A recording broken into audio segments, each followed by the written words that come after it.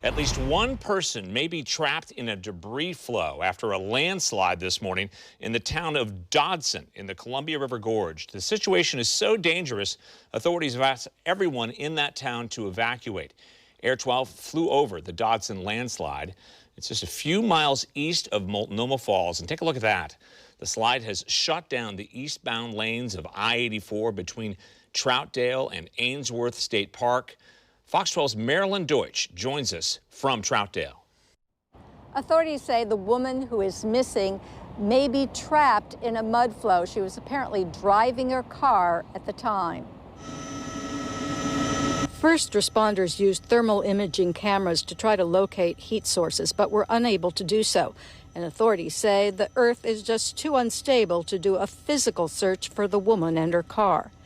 And authorities are now asking all 1,000 residents of Dodson to leave. As you can see, frontage road is just buried in the mud. Part of 84 covered too. ODOT will send in surveyors to see if the slide area is safe to enter. The Multnomah County Sheriff's Office estimates that in some places the mud is about 10 feet deep, and that sadly would be enough to bury a car.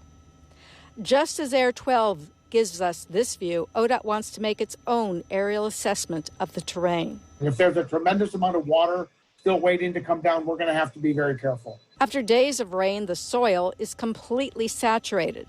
The gorge and Dodson in particular have a history of catastrophic and deadly slides. And it's not unusual for it to take days to clean up these slides and reopen the road. ODOT crews are already working in some areas, but for the most part, they're waiting to make sure it is safe for them to go in and safe for first responders to go in to search for anyone who may be trapped in the mud flow. ODOT not only has a huge cleanup on its hands, but crews will also try to keep mudslides like this one from happening again. We're going to take a good look and see which tools are the best to use in which areas.